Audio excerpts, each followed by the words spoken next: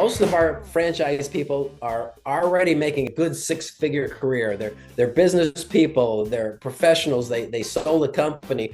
But what they wanted is have that income or larger income when they retire or retire early. And to find a franchise or something you can do on the side if you're a dentist, let's say. But self-storage is one of those things. Welcome to Unstoppable Podcast with Harry Sardinas, inspiring conversations with influential millionaires, investors, thought leaders, entrepreneurs who are making a massive difference with their innovative products and services, and sharing the challenges and wisdom of how they sold their first million.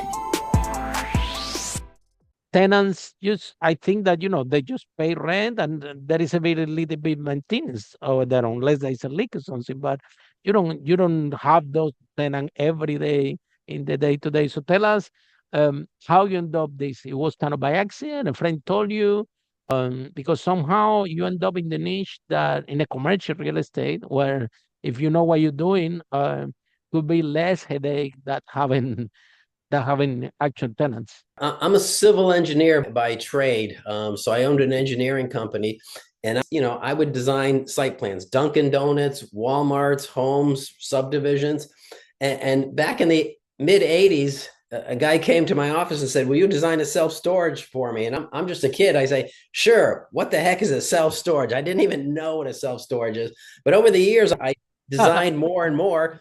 And those were the only guys going out fishing after they met with me. They weren't going back to work. All the other guys, they were doing a site plan, but they were going back to work. They had a job. The self-storage guys didn't have a job. So one day I said, wow, they were doing amazing, right? I said, I got to do this. So I went out and I built 2 self-storages. And then at age 50, I did exactly what I said I would never do. And I said, I'd never retire early. I said, I'd never move to 50. But, I doubled my engineering income. And I said, that's it, enough snow. And I retired at 50 years old. And then wow, very impressive. Yeah. 5 years later, my wife told me, you got to go out and do something. I'm not going fishing with you anymore. I'm not traveling anymore. Too much is too much fun. And a guy called me.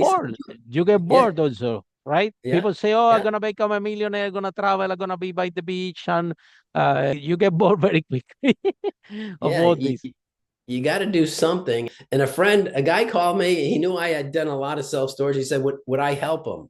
And he said he took all the courses, he went to the classes, he read the books, but it wasn't enough. He said, well, I help him one-on-one. I said, sure.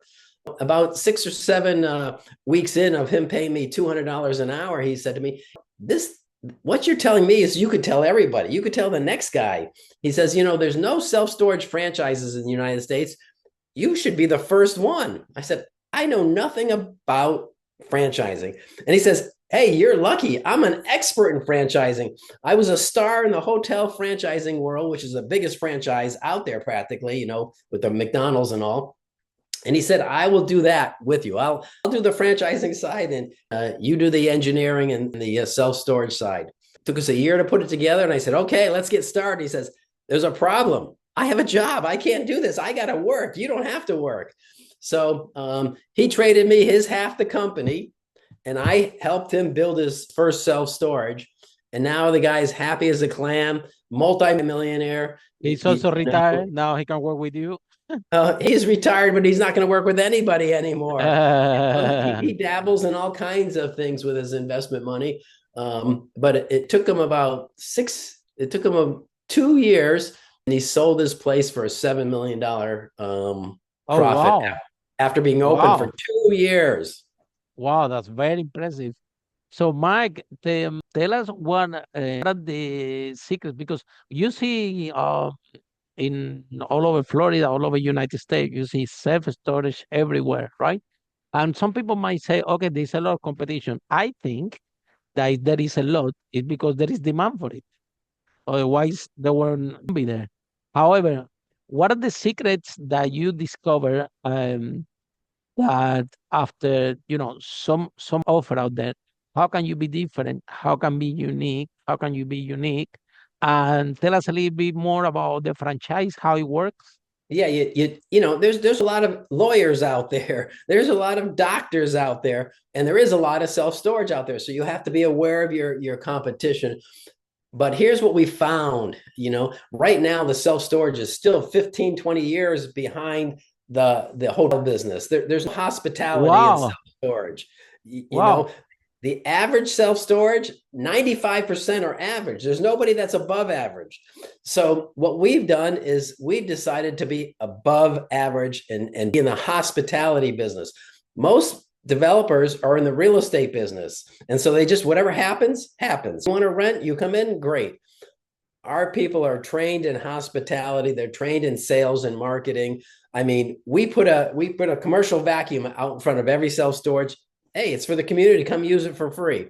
We put a 50-foot flag in every self-storage, so people use it for directions. Oh, it's past that flag there, you see, we have a coffee bar, a candy bar, a soda, and a water bar in every one of our Wow. self-storages. Wow. The lease rent 85% of the self-storages. So we build a nice retail center inside our self-storages, make the ladies feel good. Oh, wow. So what the customers want and we give it to them. Plus, we have a manager in the office, but we also have a kiosk in the vestibule. Somebody wants to come at 7 o'clock and rent, they can do that. If they want to talk to you or I, they can call us. We can rent over the phone.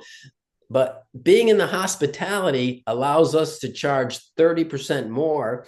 And we've already paid, at 60% full, we've already paid our expenses. So when you charge 30% more, that's all profit.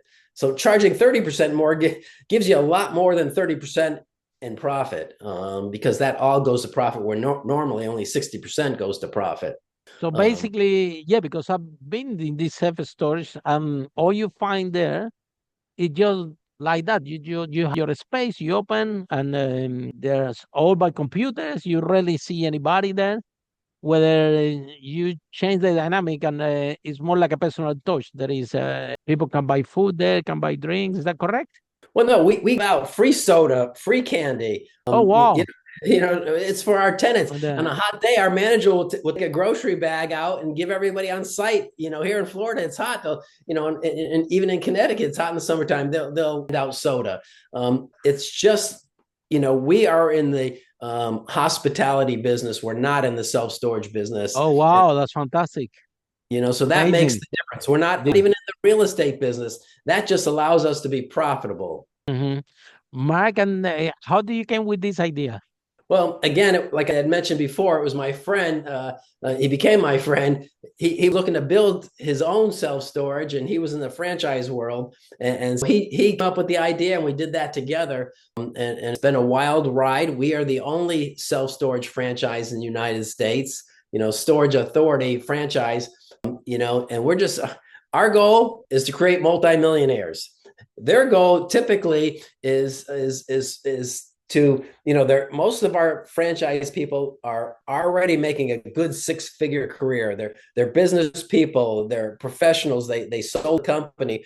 But what they want to do is have that income or larger income when they retire, or it's hard to find a franchise or something you can do on the side if you're a dentist, let's say, but self is one of those things. Just like you mentioned, operations is easy. We have 2 employees. We don't have to paint after everybody moves out. We're not stuck in court if somebody doesn't pay their rent. We have a system for just self-storage, 6 months.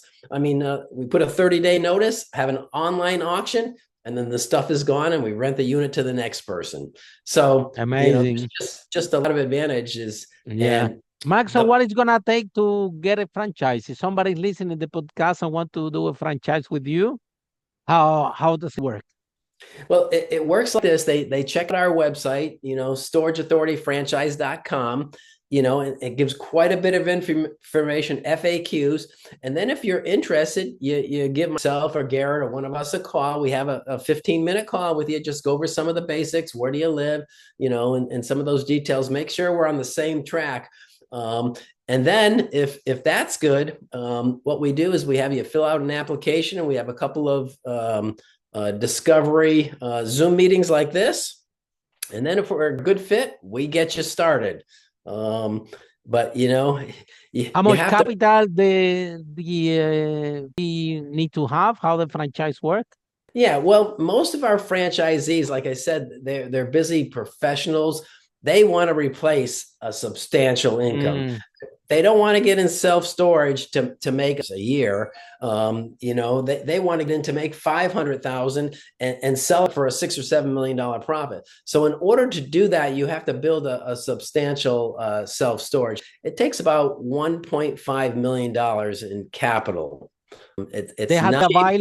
available this capital, or maybe they can they with the business They're going to also take out a business loan for several $1 million.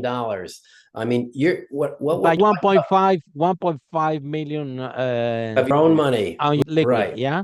Right. On top, what you're gonna get, and then Mark, you will help them how to find the location, or how does it work, or they need to find the land and come to you guys, Well, and how much your fee, how much the franchise fee is, how does it work? we help them from day one. We show them how to find land, how to review land, any parcels they have.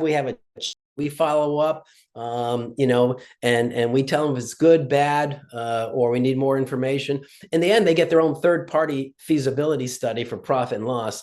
We've never been wrong once. So in Mm-hmm. these feasibility studies can cost a couple Mm. $1,000. So we do that feasibility study with them, but we do it hand in hand. I don't want to go out and find a piece of property and one town they Mm. say, oh no, I'm moving to Florida, I want to look over Mm. here. So it's hand in hand, finding the land, going through the feasibility, going through the banking, the design.